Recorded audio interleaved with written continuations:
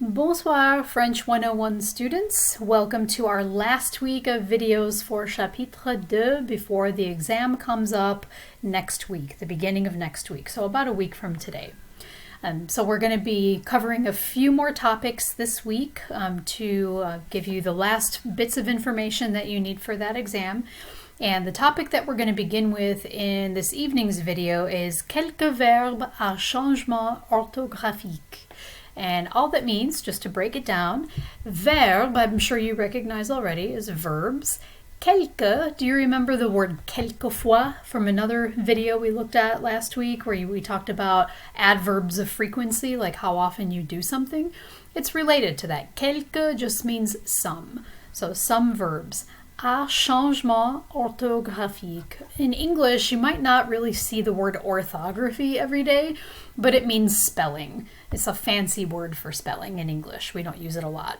But what this is basically saying is we're going to be looking at some verbs with spelling changes. So orthographique is an adjective that describes changes. Okay? And as we know, or you will soon learn, adjectives generally follow nouns in French and other related languages like Spanish or Italian or Portuguese, and they all kind of follow that rule. Okay, so what we'll see here is another set of ER verbs that are just a little bit different from the regular ER verbs you learned about last week. And I gave you a couple of coffee shop challenges to do on those. This week, I think a really good coffee shop challenge to do would be to practice some of these verbs with spelling changes. So look for that coming in the next day or so. Okay, so the rule basically is for verbs like préférer and répéter is that when an E or an E with an accent on it comes right before the ER at the end of the verb, you're going to change the spelling. It's going to change to the E with the accent going up to the left. Okay, so if we look at the way this is conjugated, it would be je préfère, tu préfères, il, elle, on préfère. Yeah, so they're all pronounced exactly the same. The only difference is the spelling so far. And then on the other side of our conjugation chart, it is nous préférons, vous préférez, il ou elle préfère. So the je, tu, il, elle, on, and il, elle in the plural are the only ones that really change their spelling. Nous and vous stay the same, except they just add the regular stems to the end, on and a. So it's really pretty easy to remember if you just think of it like a shoe or a boot, or an L even. So all the verbs in the singular column, like I, you, he, she, and it, and then the plural he and she, all of them have a spelling change, but nous and vous remain the same. The same thing with répéter. It becomes je répète, tu répètes, il, elle, on répète, and then nous répétons, vous répétez, and il, elle répète. Okay, so we see a similar pattern with both of those verbs. Okay, so moving on to another set of verbs with some spelling changes. We have also verbs that end in yer, like envoyer.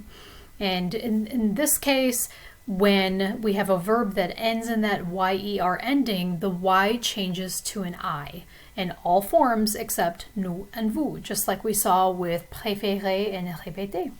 So we would say j'envoie, tu envoies, il, elle, on envoie, nous envoyons, vous envoyez, il, elle envoie.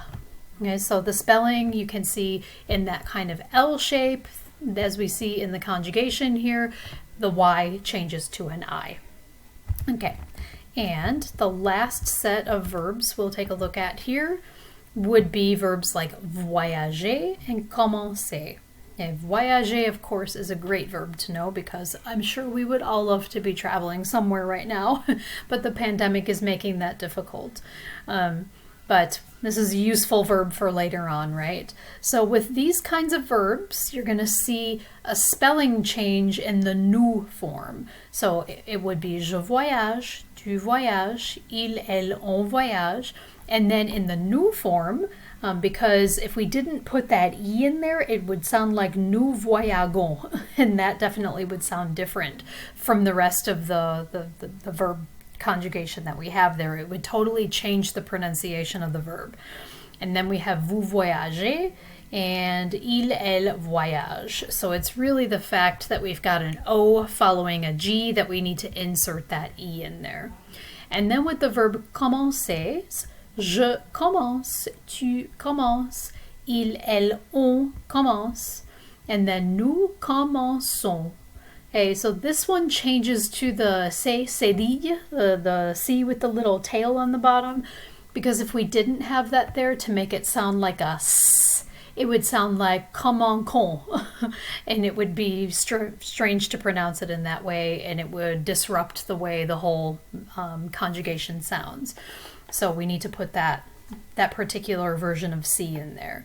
And then vous commencez, il, elle commence. And you might even notice with the verb commencer that it's related to the word for graduation in English, a commencement ceremony. So you can think of a commencement ceremony as basically the beginning of the next stage of your life. I think that's where that comes from. And it's always interesting to see how words relate to each other from one language to another, and how much vocabulary we actually share. All right, we're going to look at one other topic in this video, and that is la journée. Sometimes you might have noticed that I sign off an email or a weekly announcement with bonne journée, right? And that's just a way of saying have a great day, and I'm wishing you that for your whole day. Jour, just by itself, is just the word for day.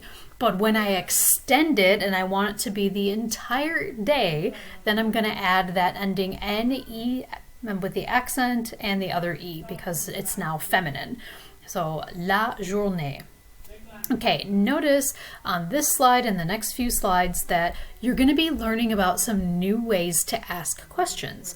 Up to now, the main way you've learned about asking questions is just to use intonation. So with this first question right here, I can say, vous êtes à l'université? Like, are you at the university? And I can get a yes or no answer to that question, right? But I can also make sure my listener knows I'm asking a question by adding est-ce que to the beginning. And est-ce que is basically making this a yes-no question. So, est-ce que vous êtes à l'université? So, are you at the university? It's asking exactly the same thing. But I can also build upon that, and I can add an extra question, word, or expression to get more information. So, I can ask, quand est-ce que vous êtes à l'université? And notice I'm making a liaison here. So I'm kind of sounding the D at the end of this word that would normally be silent. So quand is when. When I add it on to est-ce que vous êtes à l'université, I'm now asking, when are you at the university? Okay, je suis à l'université tous les jours. So every day, all the days. Sauf le weekend. Okay, sauf means except. Except the weekend. Du lundi au jeudi. So from Monday to Thursday. I can name individual days. Le lundi, le mardi, le mercredi, etc. Okay, I can say le matin, the morning, l'après-midi, afternoon, le soir, the evening. I can also talk about times. So I can say, je suis à l'université de 10 heures à 4 heures. So from 10 o'clock to 4 o'clock. Or toute la journée. So the entire day. And this word toute really emphasizes the length of that day. It's not just a day, it's the whole day. And so you might be really tired at the end of that day. Okay, another way I can make my question more specific is by asking à quelle heure? So at what hour, literally, or what time? À quelle heure est-ce que vous arrivez à l'université? So what time do you arrive at the university? J'arrive à l'université à 9h15. So remember that when 9 comes before, when the number 49, neuf comes before heure, it's going to transform that F into a V, like a V sound. À 9h15. So at 9:15. Okay. And then going down, we also see où, which means where. So, où est-ce que vous déjeunez en général? So, where do you have lunch in general? So, déjeuner means to have lunch. It's like a single verb that means literally to have lunch. So, je déjeune, so I have lunch, chez moi, or chez des amis, or chez quelqu'un d'autre. So, chez, if you remember from a previous video, just means at the home of somebody. So, chez moi would be at my place. Chez des amis would be the place of my friends. Chez quelqu'un d'autre just means somebody else. So, at somebody else's place. Or, je déjeune au restaurant universitaire. That's just a long way of saying the cafeteria, the school cafeteria. I think in more like informal, everyday French, people would say au resto U. So it's like saying like a short form of restaurant, resto, and then universitaire becomes U, au resto U. Okay, sometimes we say the caf. I know I used to say that when I was in college. Okay, je déjeune au café Trianon. So the name of a specific cafe. Or je déjeune dans un fast food. So in a fast food restaurant. Okay, so lots of ways already to ask more specific questions. And you'll definitely be talking about your own routines in the exam. So it's really important to study these different types of questions and also to study the different ways that you can talk about your routine. Okay, we can also add, and we've seen this before, even in chapitre 1, if you add the word que, but it basically is just what. So, qu'est-ce que vous aimez faire après les cours? So, what do you like to do after your classes? Qu'est-ce que? Okay? J'aime aller au parc, à la gym, aller chez une amie or chez un ami. So I like to do these different things. I like to go to the park, I like to go to the gym or to my friend's house. J'aime rentrer chez moi. Okay, so I like to go back to my house. Rentrer means to go back. Entrer without the R would mean like to enter somewhere. Rentrer, if you add the the R to the beginning of that, it's kind of like the RE in English that means like to do something again, like to redo. So rentrer just means to kind of like enter again, to go back to your own house.